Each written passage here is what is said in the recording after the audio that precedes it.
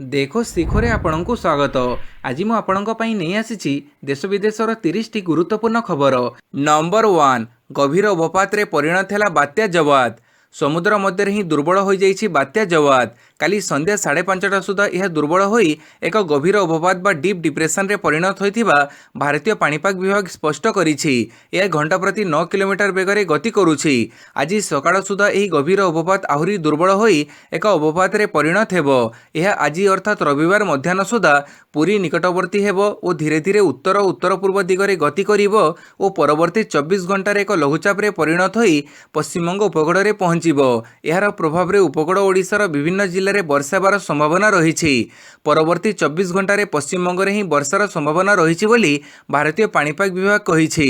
Number 2, UGC net ଓ ଆଇଆଇଟିଏ ପ୍ରବେଶିକା ପରୀକ୍ଷା ସ୍ଥଗିତ। ବାତ୍ୟା ଜୱାଦ ପାଇଁ ଓଡ଼ିଶା, ପଶ୍ଚିମବଙ୍ଗ ଏବଂ ଆନ୍ଧ୍ରପ୍ରଦେଶର କିଛି ସ୍ଥାନରେ ହେବାକୁ ଥିବା ୟୁଜିସି ନେଟ୍ ଏବଂ Indian institute of foreign trade ବା ଆଇଆଇଟିଏ ପ୍ରବେଶିକା ପରୀକ୍ଷାକୁ ସ୍ଥଗିତ ରଖିଛି ଏନ୍ଟିଏ।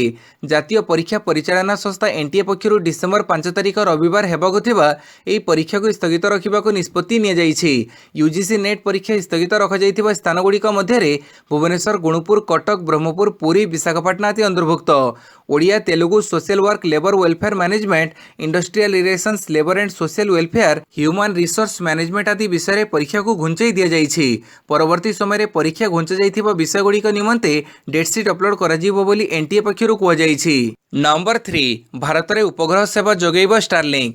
ବିଶ୍ୱର ସବୁଠାରୁ ଧନୀ ବ୍ୟକ୍ତି ଏଲନ୍ ମସ୍କଙ୍କ ସାଟେଲାଇଟ୍ ଇଣ୍ଟରନେଟ୍ କମ୍ପାନୀ ଷ୍ଟାରଲିଙ୍କ ଭାବରେ ଖୁବ୍ ଶୀଘ୍ର ଇଣ୍ଟରନେଟ୍ ସେବା ଯୋଗାଣ ଆରମ୍ଭ କରିବ। ତାହା ପୂର୍ବରୁ ତାଙ୍କ କମ୍ପାନୀ ଟେସ୍ଲା ଭାରତରେ ବ୍ୟବସାୟିକ ଲାଇସେନ୍ସ ପାଇଁ ଆବେଦନ କରିବ ବୋଲି ଜଣାଯାଇଛି। ଲାଇସେନ୍ସ ମିଳିବା ପରେ ଏହା ଭାରତରେ ଇଣ୍ଟରନେଟ୍ ବ୍ୟବହାରକାରୀଙ୍କୁ ବ୍ରଡବ୍ୟାଣ୍ଡ ଇଣ୍ଟରନେଟ୍ ସେବା ଯୋଗାଣ ଆରମ୍ଭ କରିବ। 2022 ଡିସେମ୍ବର ସୁଦ୍ଧା ଷ୍ଟାରଲିଙ୍କ ଭାରତରେ ପ୍ରାୟ 2 ଲକ୍ଷ ଇଣ୍ଟରନେଟ୍ ସେବା ଯୋଗାଣକାରୀ ଉପକରଣ ସ୍ଥାପନ କରିବା ଲକ୍ଷ୍ୟ ରଖିଛି। ଭାରତରେ ଇଣ୍ଟରନେଟ୍ ସେବା ଯୋଗାଣ ନିମନ୍ତେ ଆବଶ୍ୟକ ଅନୁମତି ନେବାକୁ ଭାରତ ସରକାରଙ୍କ ସଞ୍ଚାର ମନ୍ତ୍ରଣାଳୟ ଅନ୍ତର୍ଗତ ଦୂରସଞ୍ଚାର ବିଭାଗ ପକ୍ଷରୁ ଷ୍ଟାରଲିଙ୍କକୁ ସତର୍କ କରାଇ ଦିଆଯିବା ପରେ କମ୍ପାନୀ ପକ୍ଷରୁ ଏହି ଘୋଷଣା କରାଯାଇଛି। ନମ୍ବର 4, ରୁଷ ସହାୟତାରେ AK-203 ରାଇଫଲ ନିର୍ମାଣ ପାଇଁ ମଞ୍ଜୁରୀ ଦେଲେ ସରକାର। ପ୍ରତିରକ୍ଷା କ୍ଷେତ୍ରରେ ଆତ୍ମନିର୍ଭରଶୀଳତାକୁ ପ୍ରୋତ୍ସାହନ ଦେବା ଲାଗି ରୁଷ ସହାୟତାରେ 5 ଲକ୍ଷରୁ ଉର୍ଦ୍ଧ୍ୱ AK-203 ଆସଲ୍ଟ ରାଇଫଲ ଉତ୍ପାଦନ ନିମିତ୍ତ ପ୍ରକଳ୍ପକୁ ସରକାର ଅନୁମୋଦନ ଦେଇଛନ୍ତି। ପ୍ରଧାନମନ୍ତ୍ରୀ ମୋଦିଙ୍କ ସହ ଶିଖର ବୈଠକ ଲାଗି ଡିସେମ୍ବର 6 ତାରିଖ ଦିନ ରୁଷ ରାଷ୍ଟ୍ରପତି ଭ୍ଲାଡିମିର ପୁତିନଙ୍କ 2 ଦିନିଆ ଭାରତ ଗସ୍ତ କାର୍ଯ୍ୟକ୍ରମ ପୂର୍ବରୁ ଏଭଳି ନିଷ୍ପତ୍ତି ଗ୍ରହଣ କରାଯାଇଛି ବୋଲି ଏ ସଂକ୍ରାନ୍ତରେ ଅବଗତ ଥିବା ସରକାରୀ ଅଧିକାରୀମାନେ କହିଛନ୍ତି।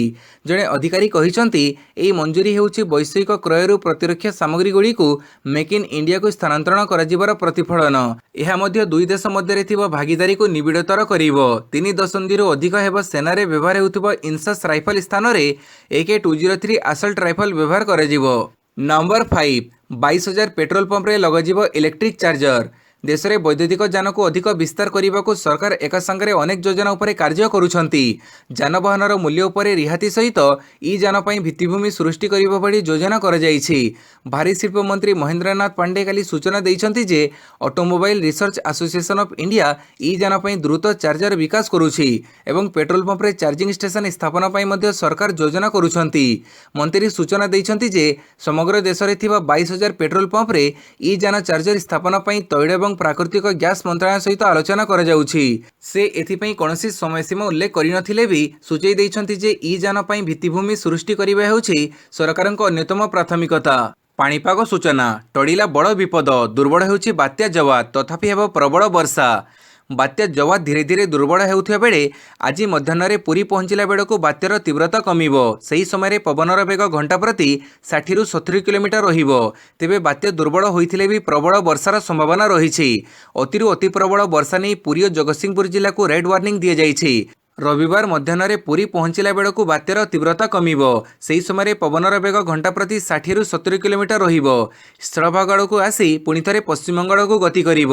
ତେବେ ବାତ୍ୟା ଜୱାଦ ପ୍ରଭାବରେ ଉପକୂଳବର୍ତ୍ତୀ ଜିଲ୍ଲାଗୁଡ଼ିକରେ ପ୍ରବଳ ବର୍ଷା ହେବ। ନମ୍ବର 6, ବିଧାନସଭା ଶୀତକାଳୀନ ଅଧିବେଶନ, ଚତୁର୍ଥ ଦିନରେ ବି ବିରୋଧୀଙ୍କ ହଙ୍ଗାମା। ଓଡ଼ିଶା ବିଧାନସଭାର ଶୀତକାଳୀନ ଅଧିବେଶନ ଚତୁର୍ଥ ଦିନରେ ଶନିବାର ସ୍ୱାଭାବିକ ଭାବେ ପରିଚାଳିତ ହୋଇପାରି ନାହିଁ। काली पुणी विरोधी माने हंगामा करिसंती तेणु बाचस्पति सोमवार जाए गृह को मुलतवी रखिसंती।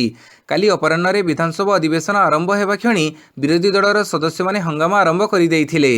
गृह रे उभय बीजेपी और कांग्रेस दलर सदस्य माने हट्टगोड़ करबा सहित प्रतिवाद करथिले, जाहाको देखिबा परे बाचस्पति सूर्यनारायण पात्र सोमवार पर्यंत विधानसभा को मुलतवी घोषणा करिसंती। सोमवार सकाळ 10:30 पर्यंत गृह को मुलतवी घोषणा करिसंती Bachaspati. Number 7 diploma in elementary education परीक्षा घुंचिला। संभाव्य बात्या पाई माध्यमिक शिक्षा परिषद द्वारा परिचालित डिप्लोमा इन एलिमेंटारी एजुकेशन परीक्षा अर्थात प्रथम वर्ष द्वितीय वर्ष बैक कार्यसूची रे किछिटा परिवर्तन करा जायछि।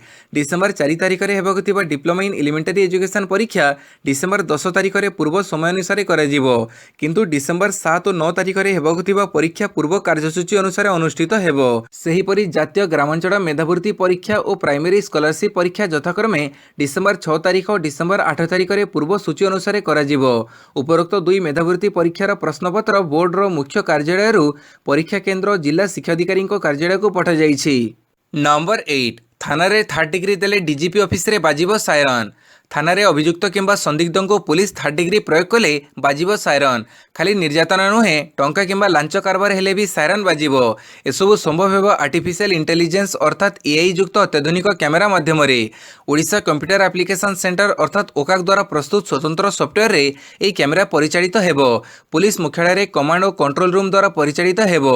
थानार प्रवेश और प्रस्थान पथ समस्त फाटक हाजत कॉरिडोर रिसेप्शन अंचल आईआईसी रूम समेत सबु स्थान रे सीसीटीवी कैमेरा लगाजिबो। डीजीपी कार्यालय रे एक कंट्रोल और कमांड रूम रहिबो बोली जणा पड़िछि।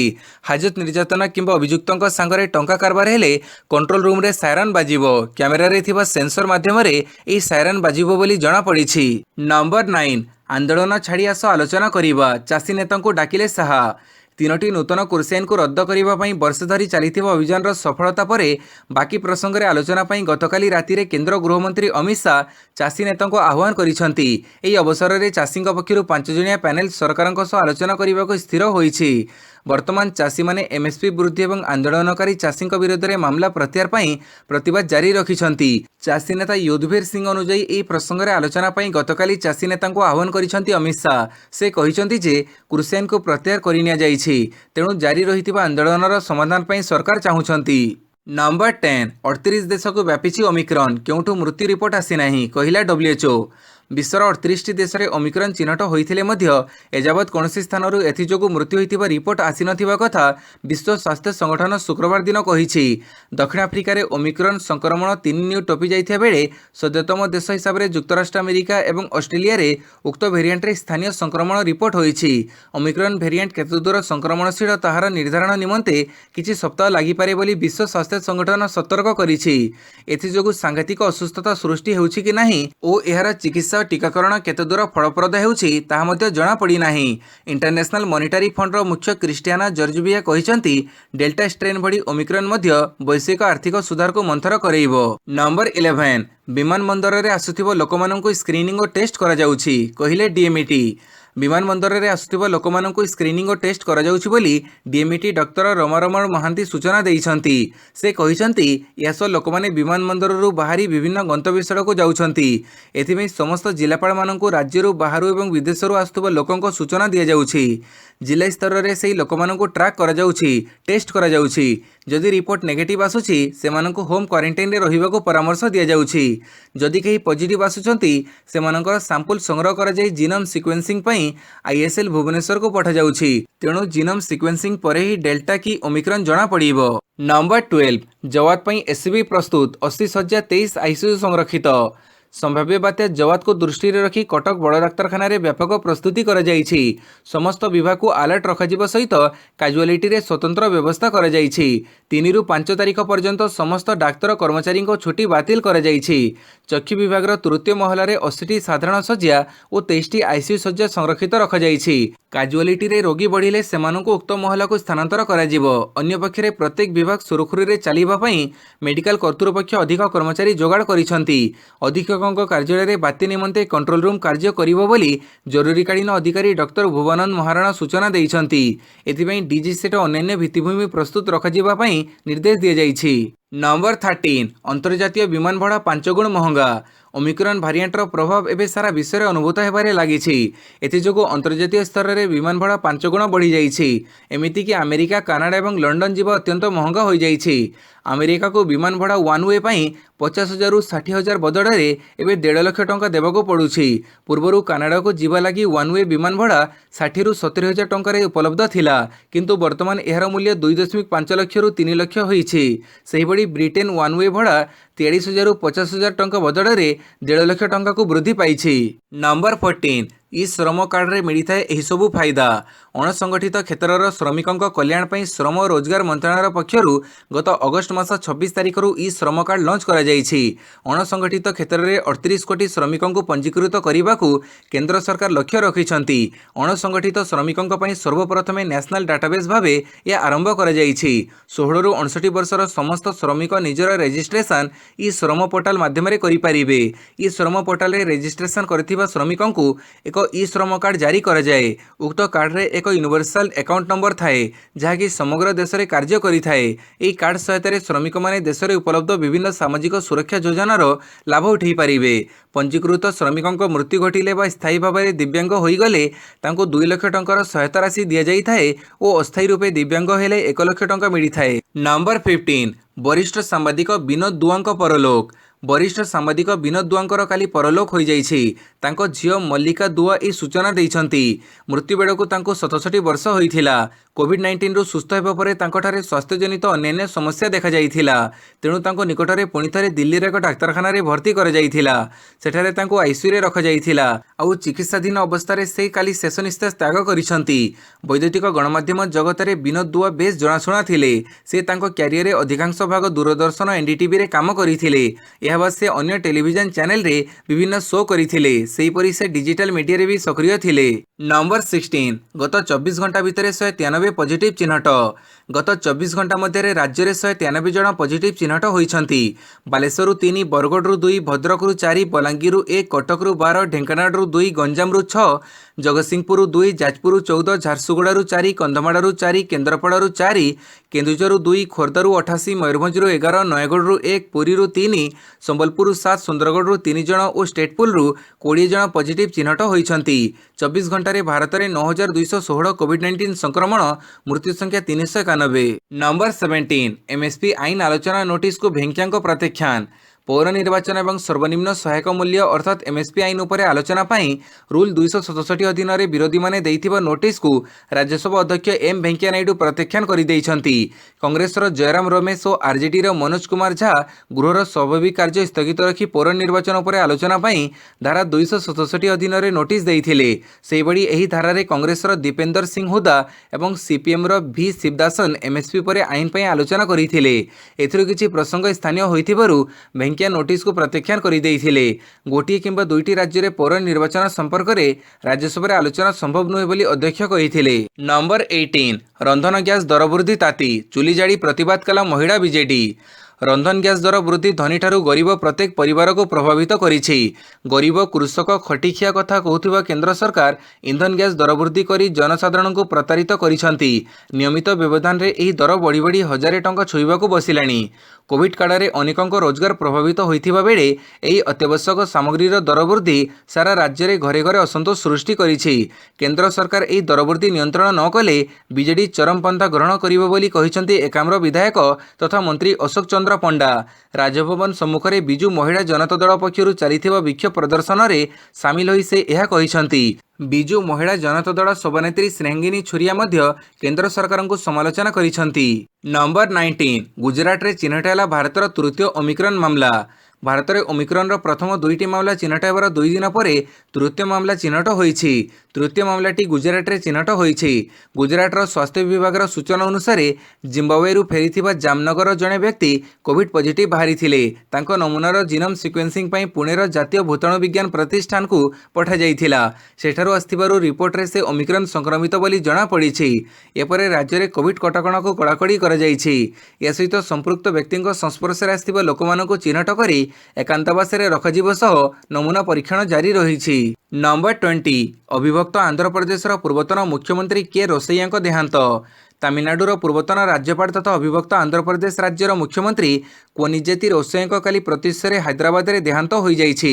ରକ୍ତଚାପ ସ୍ତର ଅତ୍ୟନ୍ତ ନିମ୍ନ ହୋଇଯିବାରୁ ପରିବାର ଲୋକେ ତାଙ୍କୁ ଏକ ଘରୋଇ ଡାକ୍ତରଖାନାରେ ଭର୍ତ୍ତି କରିଥିଲେ, କିନ୍ତୁ ତାଙ୍କୁ ମୃତାବସ୍ଥାରେ ଅଣାଯାଇଥିବା କଥା ସେଠାକାର ଡାକ୍ତରମାନେ ଘୋଷଣା କରିଥିଲେ।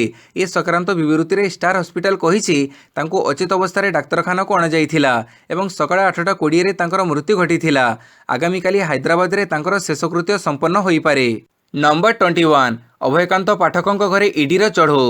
ଟାଟା ମୋଟର୍ସରେ ଚାକିରି ନାଁରେ ଠକେଇ ଓ କଡ଼ାକନାର ଖୋଳତାଡ଼ କରୁଥିବା ପ୍ରବର୍ତ୍ତନ ନିର୍ଦ୍ଦେଶାଳୟ ଶୁକ୍ରବାର ଦିନ ବହିଷ୍କୃତ ଆଇଏଏଫ୍ ଅଫିସର ଅଭୟକାନ୍ତ ପାଠକଙ୍କ ଘରେ ଚଢ଼ଉ କରିଛି। କାଲି ସକାଳୁ ଇଡିର 5 ଜଣିଆ ଏକ ଟିମ୍ ବିବେକାନନ୍ଦ ମାର୍ଗସ୍ଥିତ ଅଭୟଙ୍କ ଆପାର୍ଟମେଣ୍ଟରେ ଚଢ଼ଉ କରିଥିଲେ। ସେଠାରେ ତାଙ୍କୁ ଦୀର୍ଘ ସମୟ ଧରି ଜେରା କରାଯିବା ସହ କିଛି ଗୁରୁତ୍ୱପୂର୍ଣ୍ଣ କାଗଜପତ୍ର ଜବତ କରିଥିବା ସୂଚନା ମିଳିଛି। ସକାଳ 7ଟାରୁ ଆରମ୍ଭ କରିଥିବା ଚଢ଼ଉ ସନ୍ଧ୍ୟା ପର୍ଯ୍ୟନ୍ତ ଚାଲିଥିଲା। ତେବେ କେଉଁ କାଗଜପତ୍ର ଜବତ କରାଯାଇଛି ଓ କି ସୁରାକ ମିଳିଛି ସେ ସମ୍ପର୍କରେ ଇଡିର କୌଣସି ଅଧିକାରୀ ମୁହଁ ଖୋଲି ନାହାନ୍ତି। ଆଗକୁ ମଧ୍ୟ ଅନ୍ୟ ଅଭିଯୁକ୍ତମାନଙ୍କ ଘରେ ଚଢ଼ଉ କରାଯିବ ବୋଲି କୁହାଯାଉଛି। ନମ୍ବର 22 କେନ୍ଦୁପତ୍ରରୁ ଜିଏସ୍ଟି ପ୍ରତ୍ୟାହାର ଦାବି। ଗାନ୍ଧୀ ମାର୍ଗରେ ଗର୍ଜିଲା ସଂଘ। କେନ୍ଦୁପତ୍ର ଉପରୁ ଜିଏସ୍ଟି ପ୍ରତ୍ୟାହାର ଦାବି ନେଇ କାଲି ବିଧାନସଭା ଗାନ୍ଧୀ ମାର୍ଗରେ କେନ୍ଦୁପତ୍ର କର୍ମଚାରୀ ସଂଘ ବିକ୍ଷୋଭ ପ୍ରଦର୍ଶନ କରିଥିଲା। ଶତାଧିକ କେନ୍ଦୁପତ୍ର ତୋଳାଡ଼ି ଓ କର୍ମଚାରୀ ରାମ ମନ୍ଦିର ଛକରୁ ଶୋଭାଯାତ୍ରାରେ ବାହାରି ବିଧାନସଭା ମାର୍ଗରେ ପହଞ୍ଚି ବିକ୍ଷୋଭ ପ୍ରଦର୍ଶନ ପୂର୍ବକ ଗର୍ଜନ କରିଥିଲେ। ପରେ ସଂଘର ପ୍ରତିନିଧି ଦଳ ରାଜ୍ୟ ସରକାରଙ୍କ ମନ୍ତ୍ରୀଙ୍କ ସହ ଆଲୋଚନା କରି କେନ୍ଦ୍ର ସରକାରଙ୍କ ଉପରେ ଚାପ ପକାଇବାକୁ ଦାବି କରିଥିଲେ। ମୁଖ୍ୟମନ୍ତ୍ରୀଙ୍କ ସହ ଆଲୋଚନା କରି କେନ୍ଦ୍ର ସରକାରଙ୍କୁ ଏ ଦିଗରେ ପଦକ୍ଷେପ ଗ୍ରହଣ କରିବାକୁ ପ୍ରତିଶ୍ରୁତି ମିଳିଛି ବୋଲି ସଂଘ ପକ୍ଷରୁ କୁହାଯାଇଛି। ସଂଘର ଅଭିଯୋଗ ଅନୁସାରେ 22 ଜିଲ୍ଲାର 14 ଲକ୍ଷରୁ ଉର୍ଦ୍ଧ୍ୱ କେନ୍ଦୁପତ୍ର ତୋଳାଡ଼ି ଓ ଜିଏସ୍ଟି ଲାଗୁ ହେବା ଦ୍ୱାରା କ୍ଷତିଗ୍ରସ୍ତ ହୋଇଛନ୍ତି। ତେଣୁ କେନ୍ଦୁପତ୍ର ଉପରୁ ଜିଏସ୍ଟି ପ୍ରତ୍ୟାହାର ହେଉ। ରାଜ୍ୟ ସରକାର କେନ୍ଦ୍ର ସରକାରଙ୍କୁ ଏହି ପ୍ରସ୍ତାବ ଦେବା ସହ ଦାବି କରି ଏହି କର ପ୍ରତ୍ୟାହାର କରନ୍ତୁ ବୋଲି ସଂଘ ଦାବି କରୁଛି। ନମ୍ବର 23 ଆଇଏମ୍ଏଫ୍ ଛାଡ଼ିବେନି ଗୀତା। ଡେପୁଟି ଏମ୍ଡି ପଦକୁ ପଦୋନ୍ନତି। ଆନ୍ତର୍ଜାତୀୟ ମୁଦ୍ରା ପାଣ୍ଠି ଆଇଏମ୍ଏଫ୍ର ମୁଖ୍ୟ ଅର୍ଥନୀତିଜ୍ଞ ଭାରତୀୟ ବଂଶୋଦ୍ଭବ ଗୀତା ଗୋପୀନାଥଙ୍କୁ ପଦୋନ୍ନତି ମିଳିଛି। ତାଙ୍କୁ ଉପପରିଚାଳନା ନିର୍ଦ୍ଦେଶିକା ଭାବେ ନିଯୁକ୍ତି ଦିଆଯାଇଛି। ସଂସ୍ଥାର ପ୍ରଥମ ଉପପରିଚାଳନା ନିର୍ଦ୍ଦେଶକ ଜିଓଫୋ ଓକାମୋତୋ ପଦ ଛାଡ଼ିବା ପରେ ସେହି ସ୍ଥାନରେ 2022 ଜାନୁଆରୀ 21ରୁ ସେ କାର୍ଯ୍ୟ କରିବେ।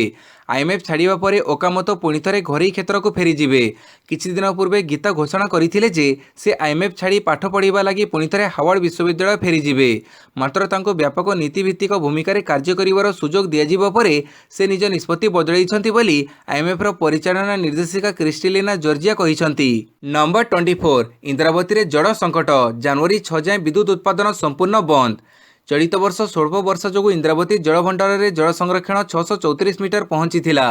ଆଗାମୀ ରବି ଜଳସେଚନ ପାଇଁ ଜଳ ସଙ୍କଟ ଦେଖାଦେଇଥିବାରୁ ଖରିଫ ଜଳସେଚନ ବନ୍ଦ ହୋଇଥିଲା। ଗତ 15 ତାରିଖରୁ ବିଦ୍ୟୁତ୍ ଉତ୍ପାଦନକୁ ଜାନୁଆରୀ 6 ତାରିଖ ପର୍ଯ୍ୟନ୍ତ ସମ୍ପୂର୍ଣ୍ଣ ବନ୍ଦ ରଖାଯାଇଥିବା ଜଣାପଡ଼ିଛି। ସୂଚନା ଥାଉ କି ଇନ୍ଦ୍ରାବତୀ ଜଳଭଣ୍ଡାରର କ୍ୟାଚମେଣ୍ଟ ଇଲାକା 2630 ବର୍ଗ କିଲୋମିଟର ଅଟେ।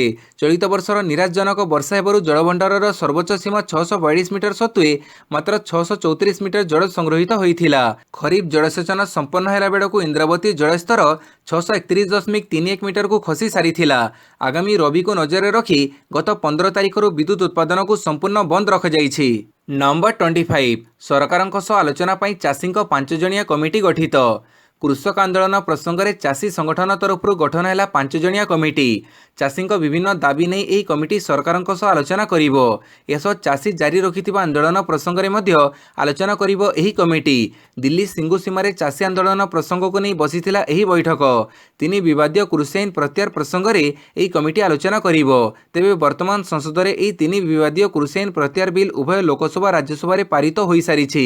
ଏହାସହ ଚାଷୀଙ୍କୁ ସେମାନଙ୍କ ଉତ୍ପାଦିତ ଫସଲର ସର୍ବନିମ୍ନ ସହାୟକ ମୂଲ୍ୟ ସହ ଚାଷୀ ଆନ୍ଦୋଳନ ସମୟରେ ବିଭିନ୍ନ ଚାଷୀଙ୍କ ନାଁରେ ହୋଇଥିବା ମାମଲା ପ୍ରସଙ୍ଗରେ ମଧ୍ୟ ଏହି କମିଟି ଆଲୋଚନା କରିବ। ସଂଯୁକ୍ତ କିସାନ ମୋର୍ଚ୍ଚା ପକ୍ଷରୁ ଏହି ବୈଠକ ଡକାଯାଇଥିଲା। Number 26 Mumbai test. ଭାରତୀୟ ସ୍ପିନରଙ୍କ କମାଲ। ନ୍ୟୁଜିଲାଣ୍ଡ 62 ରନରେ ଅଲ୍ ଆଉଟ୍। ମୁମ୍ବାଇର ୱାଙ୍ଗଖେଡେ ଷ୍ଟାଡିୟମଠାରେ ଚାଲିଥିବା ଦ୍ୱିତୀୟ ଟେଷ୍ଟରେ ନ୍ୟୁଜିଲାଣ୍ଡ ନିଜର ପ୍ରଥମ ଇନିଂସରେ 62 ରନରେ ଅଲ୍ ଆଉଟ୍ ହୋଇଯାଇଛି। ଫଳରେ ଭାରତ ପ୍ରଥମ ଇନିଂସରେ 263 ରନରେ ଆଗୁଆ ରହିଛି। କାଲି ମ୍ୟାଚ୍ର ଦ୍ୱିତୀୟ ଦିବସରେ ଭାରତୀୟ ଦଳ ନିର୍ଦ୍ଧାରିତ ଗତକାଲିର ସ୍କୋର 4 ୱିକେଟ୍ 221ରୁ ଆଗକୁ ଖେଳିବା ଆରମ୍ଭ କରିଥିଲା। ମୟଙ୍କ ଅଗ୍ରୱାଲ ନିଜର 150 ରନ୍ ପୂରଣ କରିଥିଲେ। ସେ ଆଉଟ୍ ହେବା ପରେ କେବଳ ଅକ୍ଷର ପଟେଲଙ୍କ ବ୍ୟତୀତ ଭାରତର ଅନ୍ୟ କୌଣସି ନିମ୍ନକ୍ରମ ବ୍ୟାଟ୍ସମ୍ୟାନ୍ ନ୍ୟୁଜିଲାଣ୍ଡ ସ୍ପିନର ଅଜାଜ ପଟେଲଙ୍କ ସ୍ପିନ୍ର ସାମ୍ନା କରିପାରିନଥିଲେ। ଫଳରେ ଭାରତୀୟ ଦଳ 325 25 रन रे ऑल आउट हो जाइथिला। अन्य पक्षरे न्यूजीलैंड दल निजर प्रथम इनिंग्स रे गुरुतर बैटिंग विपर्ययर सम्मुखीन होइथिला। फଳରେ दल मात्र 62 रन करी ऑल आउट हो जाइथिला। नंबर 27 गोटी इनिंग्स रे भारतर समस्त विकेट हासिल करी एजाज पटेलଙ୍କ रेकर्ड। नुआ इतिहास रचिले भारतीय वंशोद्भव न्यूजीलैंड बॉलर एजाज पटेल। मुंबई रे खेला जाउथिबा भारत न्यूजीलैंड द्वितीय टेस्ट रे भारत विपक्ष रे 10 रु 10टी विकेट हासिल करी निज पई रेकर्ड सृष्टि करिसंती एजाज। आउ एथिस भारतीय स्पिनर अनिल कुंबलेଙ୍କ रेकर्ड रो समकक्ष होइसंती। मुंबई टेस्ट रे प्रथम पाड़ी रे टीम इंडिया रो सबु खेलाड़ी को पेविलियन पठेई विरल उपलब्धि हासिल करिसंती स्पिनर एजाज। एही नियारा रेकर्ड करिबारे एजाज पटेल हेउचंती विश्वर तृतीय क्रिकेटर। या पूर्वरु 1956 मसिया रे इंग्लैंड रो जिम लेकर गोटी इनिंग्स रे 10टी विकेट नहीं इतिहास रचिथिले। परे 1969 रे पाकिस्तान विपक्ष मैच रे 10 रु 10टी विकेट हाथीथिले भारतीय स्पिनर अनिल कुंबले। आउ एबे भारतीय वंशोद्भव तथा न्यूजीलैंड खेलाड़ी एजाज एही तालिका रे निज नाम शामिल करिसंती। नंबर 28 26 रु भारतीय क्रिकेट दलर दक्षिण आफ्रिका गस्त। आसंता डिसेम्बर 26 रु भारतीय क्रिकेट दलर दक्षिण आफ्रिका गस्त आरंभ हेबो। एने बीसीसीआई स्पष्ट करिछि। काली कोलकाता ठारे अनुष्ठित बीसीसीआई रो 90तम वार्षिक साधारण बैठक रे ए निष्पत्ति निया जाइछि। एही बैठक रे निया जाइथिबा आउ एक निष्पत्ति अनुसार ओडिया क्रिकेट खेलाड़ी प्रज्ञान ओझा को आईपीएल प्रशासनिक परिषद बा गवर्निंग काउंसिल रे स्थान मिलिछि।